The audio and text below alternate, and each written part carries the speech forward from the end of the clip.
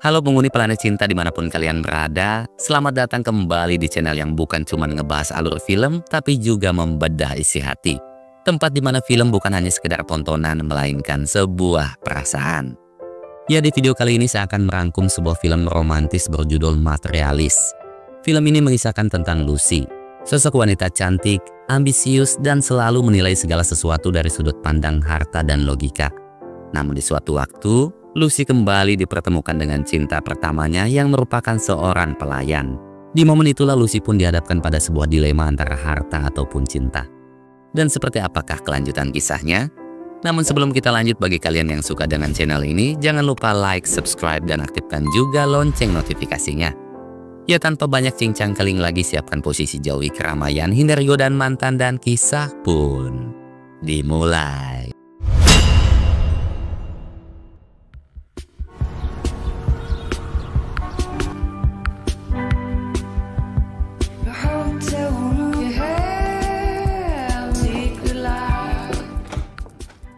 Wanita cantik ini bernama Lucy, seorang makcomblang profesional di sebuah perusahaan perjodohan yang ada di kota New York. Selain dikenal sebagai wanita dingin, ambisius, dan materialistis, Lucy juga dikenal sangat handal memahami keinginan dan karakter seseorang. Hal itu terlihat saat ia berhasil meyakinkan Sophie, salah satu klien yang hampir saja putus asa dalam menemukan jodohnya. Onward and upward. I have an amazing guy for you. His name is Mark. He's a doctor. How tall? 5'11". You're going to marry the love of your life. Dengan kemampuan dan insting tajam yang Lucy miliki, hanya dalam waktu 2 tahun Lucy telah berhasil menyatukan 9 pasangan klien dalam ikatan pernikahan, yang mana hal itu merupakan pencapaian tertinggi bagi perusahaannya. Sebagai bentuk apresiasi atas pencapaiannya itu, sang atasan yang bernama Violet pun mengadakan pesta penyambutan khusus untuk Lucy. But if the girl asks for a 6-foot-tall, you deliver. Sambil memandangi keindahan malam kota New York, Lucy dan rekannya yang bernama Daisy saling berbincang tentang betapa rumitnya pekerjaan mereka sebagai makcomblang. Tugas mereka bukan hanya sekedar mempertemukan 2 insan, namun juga memenuhi berbagai kriteria yang diajukan oleh setiap kliennya, mulai dari tinggi badan, penghasilan, pekerjaan, hingga latar belakang keluarga. Semuanya terasa seperti hitung-hitungan dan pertimbangan logis, bukan soal perasaan ataupun cinta. Demi mendapat pasangan yang ideal, sebagian orang bahkan nekat melakukan operasi peninggian badan. Sebuah prosedur medis yang sangat menyakitkan dan memakan biaya jutaan dolar. Di tengah perbincangan, Daisy iseng bertanya tentang alasan Lucy yang hingga kini masih menjomblo. Dengan tenang Lucy pun menjawab, "Bagiku lebih baik menghabiskan hidup sendirian ketimbang terikat dengan pria yang tak membawa masa depan. Jadi pilihannya adalah mati melajang atau menikahi lelaki yang mapan." I'm gonna die alone. Or get a rich husband. Esoknya Lucy menghadiri pesta pernikahan Diana dan Andy yang merupakan kliennya.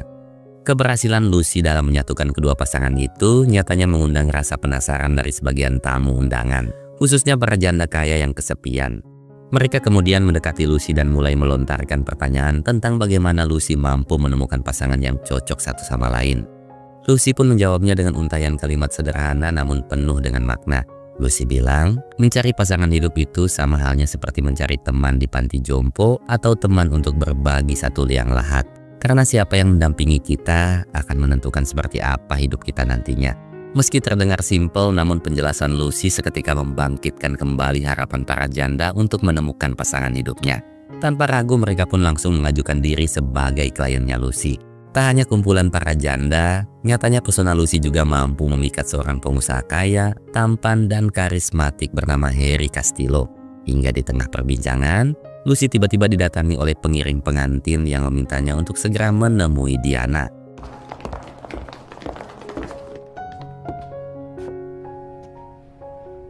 Setibanya di sana, Lucy mendapati Diana yang sedang dinaungi kebimbangan, seolah ada sebuah kegelisahan yang sangat ingin ia ungkapkan. Dengan lembut, Lucy kemudian menanyakan apa yang sebenarnya terjadi. Diana pun mulai mengungkapkan ketakutan yang sedang melanda jiwanya, di mana ia takut jika ikatan pernikahan hanya akan menjadi belenggu bagi kehidupannya. Bagi Lucy, pernikahan itu layaknya sebuah kesepakatan bisnis, sesuatu yang bisa dinegosiasikan bahkan dibatalkan. Jadi jika Diana ingin membatalkan pernikahannya, maka sebagai orang yang telah mempertemukannya dengan Andy, Lucy pun siap menemani Diana untuk membatalkan pernikahan itu. Sebenarnya Lucy memahami gejolak batin yang sedang melanda Diana.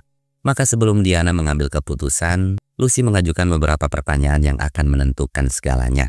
Apakah Andy memang benar-benar layak untuk dicintai? Dan sanggupkah Diana menjalani hidup tanpa Andy? Pertanyaan itu pun seketika menghapus segala kebimbangan yang ada. Sebab jauh di dalam lubuk hati Diana, Lucy yakin ia sangat takut kehilangan Andy.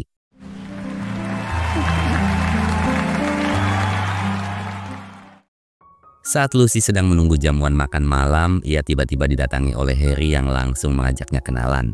Harry juga tak sungkan memuji kecantikan, wawasan, dan penampilan Lucy yang sangat elegan. Di mata Harry, Lucy adalah tipe wanita sempurna yang mampu membuatnya jatuh cinta pada pandangan pertama. Harry kemudian iseng menanyakan tentang pekerjaan Lucy sebagai mak comblang. Mungkin bagi Harry, Lucy nampak seperti sosok yang begitu memahami tentang cinta.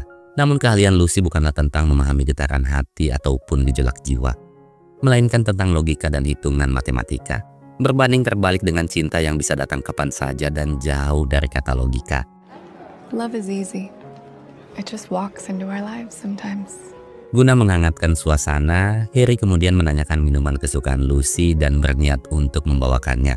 Namun belum sempat Lucy menjawab, seorang pelayan tiba-tiba menghidangkan minuman tepat seperti apa yang Lucy inginkan. Hi, John. Nyatanya pelayan itu adalah John, mantan kekasih sekaligus cinta pertama bagi Lucy. Di sela-sela pesta, Lucy menyempatkan waktu untuk menemui John. Berbanding terbalik dengan kehidupan Lucy yang dibaluti gemerlap kemewahan, sejak dulu kehidupan John sangat jauh dari kata mapan. Bahkan hingga kini ia masih tinggal di apartemen sempit sambil terus mengejar impiannya menjadi aktor kenamaan. Meski sudah lama tak jumpa, baik John maupun Lucy seolah masih menyimpan cinta dan kerinduan yang sama. Di balik tatapan John yang begitu tenang, terselip sebuah gejolak yang sangat tak tertahankan. Ingin sekali John memeluk dan mengungkapkan kembali rasa cintanya. Namun perbedaan sudut pandang dan pilihan hidup seolah menjadi bukit terjal yang sangat sulit untuk didaki. John juga menyadari jika ketulusan cintanya takkan cukup bagi Lucy. John memang mencintai Lucy dengan segala yang ia punya. Namun kadang dunia meminta lebih dari sekedar cinta. Terutama bagi Lucy, sosok yang selalu menempatkan kemewahan di atas segala-galanya. You seeing anyone? You saw me at the singles table. Can I give you a ride home after I'm done? Mengingat status Harry yang masih melajang, Lucy pun berinisiatif menawarkan jasanya sebagai mak comblang. Namun Harry menolak sebab ia telah menemukan wanita idamannya. Dan wanita itu tak lain adalah Lucy. Sosok wanita yang mampu membuatnya jatuh cinta pada pandangan pertama. Harry kemudian menanyakan tipe lelaki idaman Lucy. Dengan santai Lucy pun menjawab bahwa ia sangat mendambakan seorang lelaki kaya yang mampu menjamin masa depannya. Jawaban itu seakan menjadi sebuah kode bagi Harry. Namun anehnya saat Harry menawarkan tumpangan untuk Lucy, Lucy malah lebih memilih pulang bersama John. Entah itu adalah strategi Lucy untuk membuat Harry semakin penasaran, atau ada hal lain yang Lucy sembunyikan. You still live in the same place? Yep. Never get hot water. John lantas mengantar Lucy pulang dengan mobilnya. Mobil tua yang sama yang pernah menjadi saksi bisu perjalanan cinta keduanya. Di situ sekilas Lucy kembali teringat akan kenangan hari jadinya bersama John. Sebuah kenangan yang seharusnya dipenuhi kebahagiaan, namun malah menjadi penyebab kandasnya hubungan keduanya. Semuanya itu bermula dari perbedaan pilihan tempat makan malam. Tanpa sepengetahuan John, Lucy telah memesan tempat di sebuah restoran mewah. Sontar John pun kesal bukan karena tak ingin membahagiakan Lucy, melainkan karena ia tak memiliki cukup uang untuk membayar makanan di tempat itu. Lagi pula bagi John kebahagiaan tercipta bukan karena kemewahan sebuah tempat, melainkan dengan siapa kita menikmatinya. Di momen itulah mereka pun mulai menyadari akan sebuah realita, bahwa uang dan kemewahan mampu memisahkan dua hati yang saling mencinta. You know how hard it is to make you happy? And it's almost enough to make me happy. And it's not because we're not in love. It's because we're broke. You wanna come up? Yes, but I shouldn't. Invite me to your play. I will. Setiap harinya Lucy selalu dihadapkan pada tuntutan klien akan kriteria pasangan yang diinginkan. Tak sedikit pula klien yang menuntut berbagai hal nyeleneh. Contohnya Adam, lelaki berusia 50 tahun yang menginginkan gadis 20 tahunan. Atau juga David, seorang penjaga toko yang menginginkan gadis kaya raya, cantik, dan berpendidikan tinggi. Meski terkesan sulit, namun sebagai mak comblang profesional, Lucy harus selalu bisa memenuhi semua tuntutan yang ada. I want to meet someone who's a combination of all the different awesome... Since I'm Dr. Frankenstein, I have another really beautiful client. She's 31. 27. Even 29 is pushing it. Malamnya, Harry mulai mendekati Lucy dengan mengajaknya makan malam di sebuah restoran mewah. Dengan segala perbedaan yang ada, Lucy sempat mengingatkan bahwa dirinya bukanlah wanita yang tepat untuk Harry. Di mata Lucy, Harry terlalu sempurna untuk wanita sepertinya. Pernyataan itu tentu sengaja Lucy sampaikan guna menguji keseriusan Harry. Namun tanpa ragu, Harry menegaskan bahwa Lucy adalah tipe wanita yang selama ini ia nantikan. You think that you're more right about this than a professional? You look really good today. Guna mengenal Harry lebih jauh lagi, Lucy mulai menanyakan berbagai hal seperti pekerjaan, jumlah aset, tabungan, hobi, hingga latar belakang keluarga. Sebab bagi Lucy menjalin hubungan itu bukan hanya soal perasaan, tapi juga harus logis dan dipenuhi perhitungan yang sangat matang. Setelah melalui serangkaian kencan, tibalah saatnya Harry menginginkan kepastian akan hubungan keduanya. Namun sebagai seseorang yang terbiasa menilai hubungan melalui logika dan perhitungan, Lucy merasa bahwa dirinya bukanlah pasangan yang sepadan untuk Harry. Di dalam bisnis perjodohan, tipe lelaki seperti Harry sangatlah langka atau disebut sebagai bentuk kesempurnaan. Harry telah memenuhi segala kriteria yang diimpikan banyak wanita, sedangkan dirinya hanyalah wanita biasa yang berasal dari keluarga miskin. Maka sesuai dengan perhitungan, Lucy pun menyimpulkan bahwa dirinya bukanlah wanita yang akan dinikahi oleh lelaki seperti Harry. At the end of the day, the math doesn't add up. I was born poor, raised poor. I'm not a girl you marry. Di tengah keraguan yang sedang melanda Lucy, Harry justru menunjukkan pandangan yang jauh lebih dalam tentang sebuah hubungan. Bagi Harry, hubungan bukanlah tentang kekayaan ataupun kepemilikan aset. Sebab semua itu bukanlah sesuatu yang abadi dan ia telah memiliki semuanya. Harry menyukai Lucy bukan karena apa yang terlihat oleh mata, melainkan karena nilai-nilai tak berwujud yang melekat dalam diri Lucy.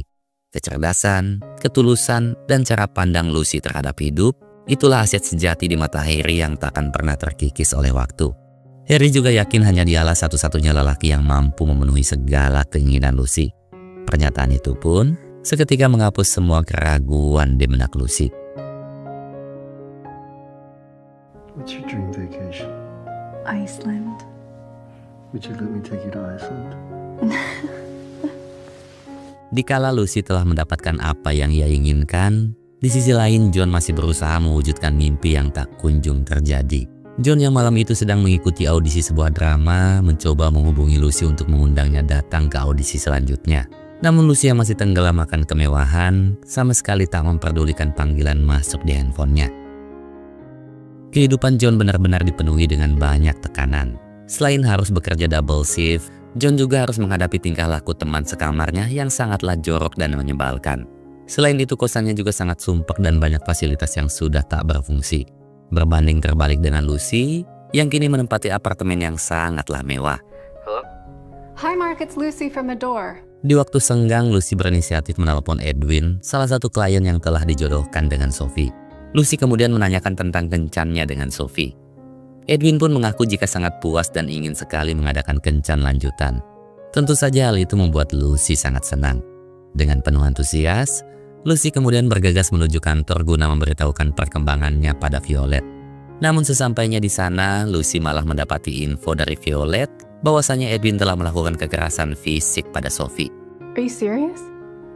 I need to speak with her. Lucy, no. I can't do nothing. Do nothing.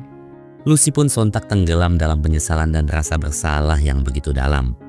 Ingin sekali Lucy menemui Sophie, menatap matanya dan memohon maaf atas luka yang tanpa sengaja ia lakukan. Namun kebijakan perusahaan melarang segala bentuk komunikasi hingga proses peradilan benar-benar usai. Kini yang bisa Lucy lakukan hanyalah menangis dalam diam dan membiarkan air mata jatuh di balik kesunyian. Dan di momen itulah Lucy mulai menyadari bahwa logika dan perhitungan tak menjadi jaminan datangnya sebuah kebahagiaan.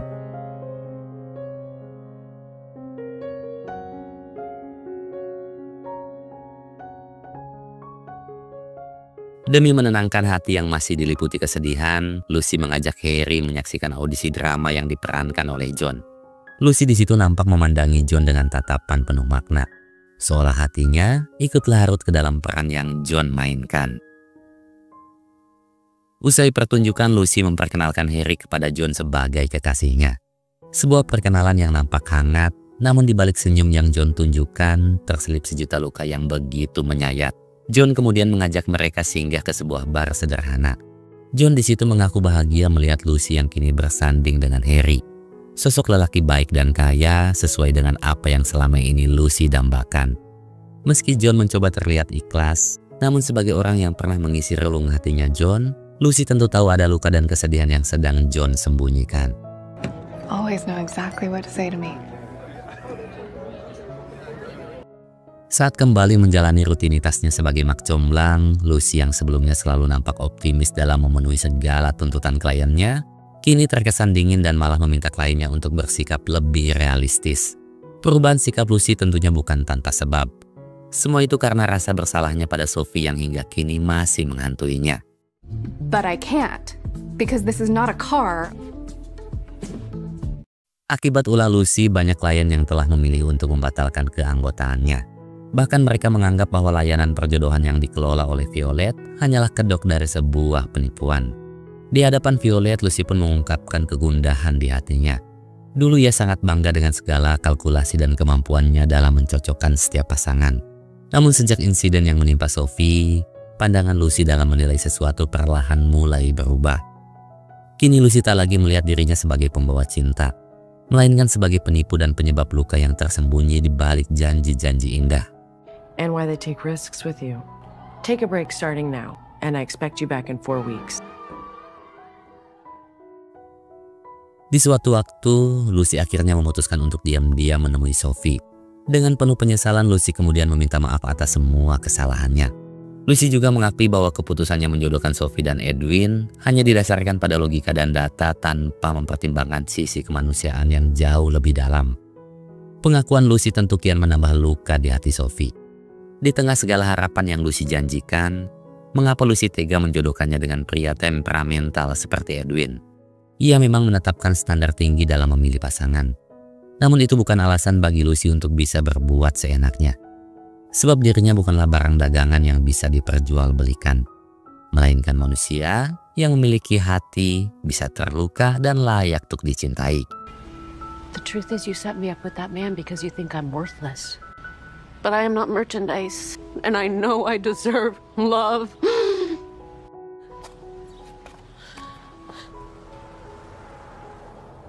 Seiring dengan linangan air mata, Lucy pun mulai menceritakan tentang problematika yang sedang dihadapinya.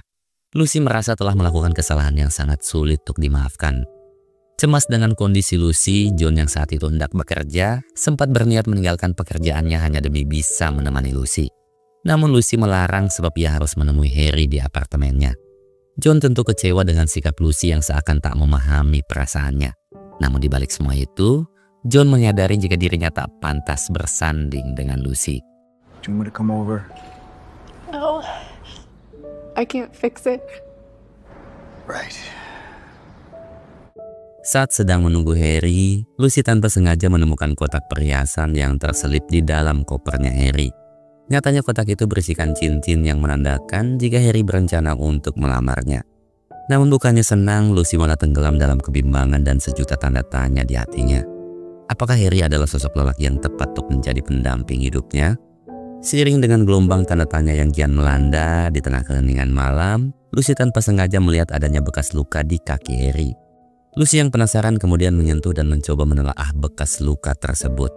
Namun Harry tiba-tiba terbangun dengan wajah yang sedikit kesal. Seakan luka itu menyimpan sebuah rahasia yang selama ini ia sembunyikan. You know what they are? I think so.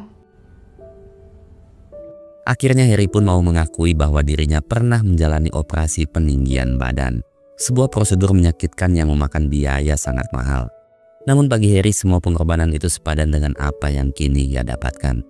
Terutama pandangan dan penilaian wanita terhadap dirinya dan salah satunya adalah Lucy. Pengakuan Harry semakin menyadarkan Lucy bahwa hubungan keduanya sama sekali tak berlandaskan akan cinta.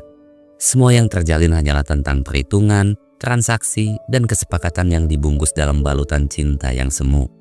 Lucy juga menyadari bahwa dirinya bukanlah wanita yang pantas untuk Harry nikahi. Sebab pernikahan haruslah bertumpu pada ketulusan cinta. Dan cinta bukanlah tentang perhitungan, melainkan tentang dua jiwa yang tetap saling mengikat meski terdapat berbagai perbedaan di dalamnya. So this is it.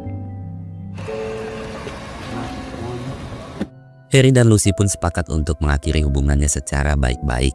Sedangkan di sisi lain, nampak John yang masih bergelut dalam rutinitas yang sangat menjengkelkan, yaitu menghadapi kelakuan teman sekamarnya.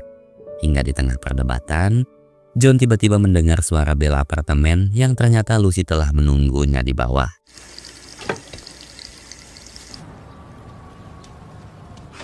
Hi. Karena apartemennya sedang disewakan selama seminggu, Lucy berniat menumpang sementara di apartemennya John. Namun John menolak bukan karena ia tak menginginkan kehadiran Lucy, melainkan ia merasa apartemennya itu terlalu sempit dan sangatlah sederhana. Pas padan bagi wanita seperti Lucy yang kini terbiasa hidup dalam kemewahan. Sebab bagi John, kebahagiaan Lucy jauh lebih penting ketimbang memuaskan rindunya sendiri. Sebagai ganti, John mengajak Lucy untuk melakukan perjalanan dengan mobilnya. Lagi pula ia juga baru saja gajian dan memiliki cukup uang untuk menyewa hotel bagi Lucy. Di tengah perjalanan, Lucy nampak terus memandangi John dengan tatapan penuh makna. Seolah cinta lama mulai kembali tumbuh di hatinya. Sambil tersenyum, Lucy tiba-tiba bilang jika di matanya John sama sekali tak berubah. Masih tetap sosok lelaki yang hangat, tulus, dan penuh perhatian. Namun John menanggapinya dengan untaian kalimat yang membuat Lucy seketika terdiam. Aku tak ingin menjadi orang yang sama di matamu. Sebab jika aku masih seperti dulu, maka aku akan kembali menjadi lelaki yang tak bisa memenuhi ekspektasimu. Dan juga lelaki yang akan kembali kehilangan cintamu. That's my catering company. Do you think they'd get us in? Karena kebetulan jasa catering tempat John bekerja sedang disewa dalam sebuah pernikahan, John lantas mengajak Lucy untuk singgah di pesta pernikahan itu. Sambil memandangi ekspresi mempelai pengantin yang nampak begitu bahagia, Lucy dan John mulai saling mengemukakan pendapat mereka tentang arti sebuah pernikahan. Di mata Lucy, pernikahan tak jauh beda dari sebuah belenggu kehidupan. Segalanya kan nampak sempurna di awal, namun perlahan akan berubah menjadi sesuatu yang sangat menyakitkan. Namun di mata John, pernikahan adalah sebuah ikatan, tempat di mana dua jiwa saling diuji untuk menggapai ikatan cinta yang suci. Sebab tak peduli apapun yang terjadi, cinta sejati pasti akan menemukan jalannya kembali. Meski pandangan John dan Lucy sangat jauh berbeda, namun di balik perbedaan itu terselip suatu hal yang sama, yaitu rasa cinta dan ingin saling memiliki.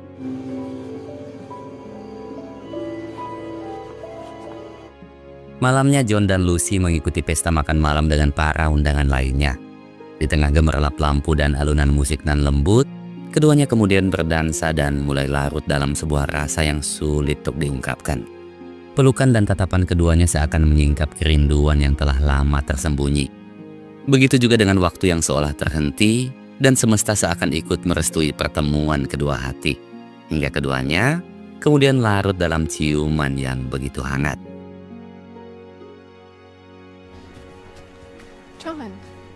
John yang tak ingin menjadi pelarian semata, lantas bertanya pada Lucy tentang kemanakah arah hubungan keduanya. John mengakui jika hingga saat ini dirinya masih sangat mencintai Lucy. Namun John juga tak ingin kembali merasakan luka yang sama. Luka akan kehilangan cinta Lucy yang begitu menyiksa.